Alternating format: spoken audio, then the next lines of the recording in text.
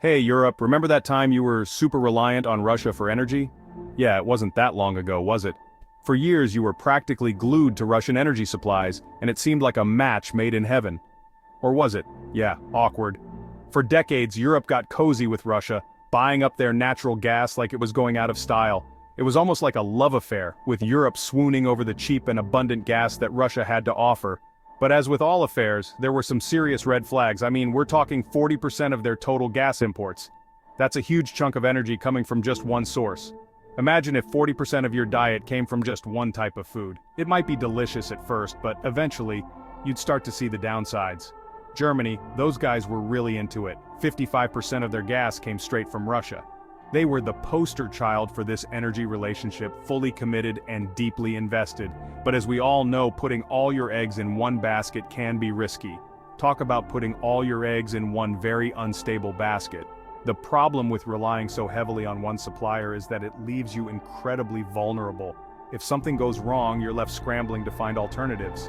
Turns out, relying on a country with a history of, shall we say, flexing its muscles, might not have been the best long-term strategy. But hey, cheap gas, right? Who needs energy independence when you can have Oktoberfest with a side of geopolitical risk? It seemed like a good deal at the time, but hindsight is always 20/20ths. Turns out relying on a country with a history of, shall we say, flexing its muscles, might not have been the best long-term strategy. The allure of cheap energy blinded many to the potential dangers lurking beneath the surface. Who knew? This dependence wasn't just about keeping the lights on, though. It was about much more than that. It gave Russia serious leverage. When you rely on someone for something as crucial as energy, they hold a lot of power over you. It gave Russia serious leverage. They could use their energy supplies as a political tool, influencing decisions and exerting pressure whenever they saw fit.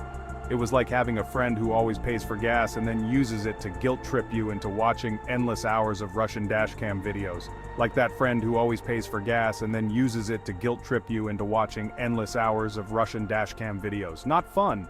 The problem with cozying up to one supplier is that it leaves you vulnerable. And when that supplier also happens to have a history of invading its neighbors, not fun.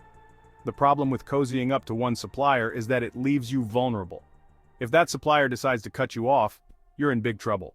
And when that supplier also happens to have a history of invading its neighbors, well, let's just say things can get a little dicey. The geopolitical landscape becomes a minefield with every move being scrutinized and every decision carrying significant weight. Well, let's just say things can get a little dicey.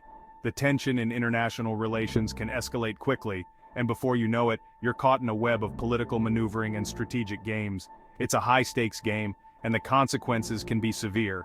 European leaders have had to navigate these treacherous waters, balancing the need for energy security with the realities of geopolitical risks. It's a delicate dance, requiring careful planning and strategic thinking. In recent years, Europe has been making strides to diversify its energy sources, investing in renewables like wind and solar power.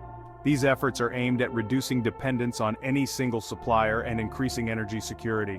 The transition to a more sustainable and secure energy future is not without its challenges, but it's a necessary step. By investing in modern energy solutions and infrastructure, Europe is working towards a more resilient and independent energy landscape. For the everyday citizens of Europe, these changes mean a more stable and secure energy supply. It means not having to worry about the lights going out or the heating being cut off in the middle of winter. It also means greater unity and collaboration among European nations. By working together on energy policy and infrastructure, Europe can build a stronger and more resilient future. The journey towards energy independence is a long one, but it's a path worth taking. With determination and cooperation, Europe can achieve a future where energy is secure, sustainable, and free from geopolitical risks. So here's to a future where Europe stands strong and independent, no longer at the mercy of a single supplier. A future where energy security is a reality and the lights stay on no matter what. Then came 2022. Remember that? Yeah, not exactly a banner year. Russia, feeling a little too big for its britches, decided to reclaim Ukraine. Spoiler alert, it didn't go so well. The world cried foul, sanctions rained down like confetti at a particularly somber parade, and suddenly, Europe's energy dependence became a five-alarm fire. Turns out, relying on a country that's actively invading its neighbors isn't a great look. Who knew, right? The EU, caught with its pants down, metaphorically of course, realized it was time to ditch the Russian gas habit. Problem was, kicking a gas addiction ain't easy, especially when you've spent decades building pipelines and signing contracts that would make your average mobster blush. But hey, desperate times call for desperate measures, right? So, the EU set a goal: ditch Russian fossil fuels by 2027. Ambitious? Sure. Necessary? Absolutely. So, who you gonna call when you need a quick energy fix? America, obviously, land of the free, home of the brave, and exporter of, well, pretty much everything. The US, with its vast reserves of natural gas, was more than happy to step up and fill the void left by Russia. Cue the LNG tankers sailing across the Atlantic like a flotilla of freedom and slightly flammable cargo. The EU, desperate for alternatives, started gobbling up American LNG like it was going out of style. It was the classic tale of one country's geopolitical crisis becoming another country's economic opportunity. And for a while it seemed like a match made in, well, not heaven exactly, but maybe a slightly less volatile region. But as with any whirlwind romance, there were red flags, like a lot of them. Trump's trade tremors shaking the energy bridge. Remember that whole America to the rescue thing? Yeah, about that. It seemed like a great idea at first, right? The United States stepping in to help Europe with its energy needs, especially when tensions with Russia were at an all-time high. But, as with many things in international politics, the reality turned out to be a bit more complicated. Turns out, American politics has a way of, shall we say, complicating things. The political landscape in the US is often unpredictable, and this unpredictability can ripple across the globe, affecting allies and adversaries alike. Enter Donald Trump, stage right, with his signature brand of America First diplomacy, which mostly involved yelling at allies and starting trade wars. His approach was unconventional, to say the least, and it left many of America's traditional allies scratching their heads. Trump, never one to miss an opportunity to slap a tariff on something, saw the EU's energy dependence as, well, leverage. He believed that by controlling the flow of energy, he could exert pressure on European nations to bend to his will on various trade issues. Suddenly, those LNG shipments weren't looking so friendly anymore. What was once seen as a lifeline for Europe started to feel more like a noose tightening around its neck. The EU, already reeling from the whole Russia debacle, was now caught in the crossfire of an American trade war. The situation was becoming increasingly untenable, with European leaders scrambling to find a way out of the mess. Talk about adding insult to injury.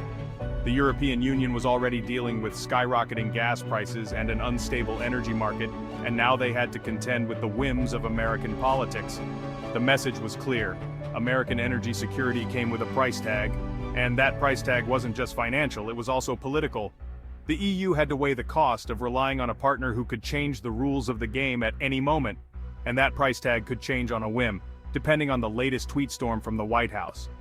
One moment, everything could be fine, and the next, a single tweet could send shockwaves through the global energy market. The EU, understandably, started looking for a more reliable, long-term partner. They needed someone who could provide stability and predictability, qualities that were in short supply in the Trump administration. Someone a little less, shall we say, mercurial. Enter Canada, with its vast energy resources and a reputation for being a steady and dependable partner. The European Union began to see Canada as a viable alternative to the unpredictable American energy market. The shift wasn't immediate, but it was noticeable. European leaders started to engage more with their Canadian counterparts, exploring new avenues for energy cooperation. Meetings were held, agreements were signed, and slowly but surely, the energy bridge between Europe and Canada began to take shape. This new partnership promised to bring a level of stability that had been sorely lacking. With Canada as a key energy partner, Europe could breathe a little easier, knowing that their energy supply was in more reliable hands. The energy bridge was no longer shaking, it was being rebuilt, stronger and more resilient than before. And while the future remained uncertain, one thing was clear: Europe was determined to never again be at the mercy of a single, unpredictable partner. The lessons learned from the Trump era would not be forgotten. Europe was charting a new course, one that prioritized stability, reliability, and mutual respect. The energy bridge was not just a lifeline, it was a symbol of a new era of cooperation and partnership. As the world watched, Europe and Canada moved forward, hand in hand, building a brighter, more secure energy future together. The tremors of the past had given way to a new, unshakable foundation. Maple Leaf Energy Canada steps up.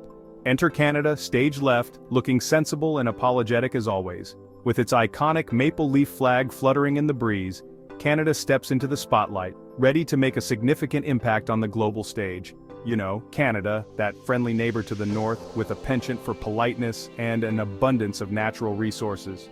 From the vast forests and pristine lakes to the rich mineral deposits and fertile farmlands, Canada is a land of plenty.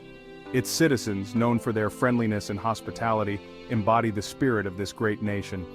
Turns out while everyone was focused on the whole Russia-US energy drama, Canada was quietly becoming an energy powerhouse.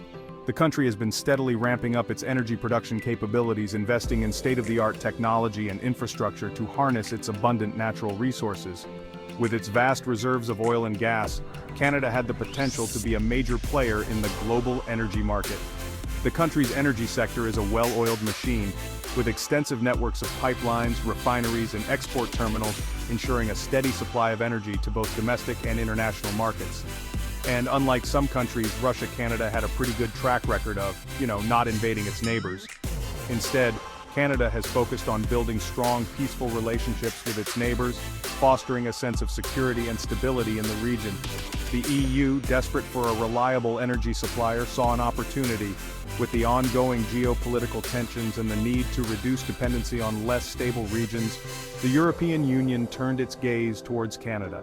The EU recognized Canada's potential to provide a steady, reliable supply of energy, free from the political turmoil that often plagues other energy-producing regions. Canada, eager to diversify its export markets, looking at US tariffs, was happy to oblige. The country has been actively seeking new trade partners and opportunities to expand its economic horizons. By strengthening its trade relationships with the EU, Canada aims to reduce its reliance on the US market and create a more balanced and resilient economy. It was a match made in, well, if not heaven, then at least a place with universal healthcare and a reasonable approach to gun control. The partnership between Canada and the EU promises to be mutually beneficial, with both sides standing to gain from increased trade and cooperation. As Canada steps up to the plate, it brings with it a commitment to sustainability, innovation, and a brighter future for all.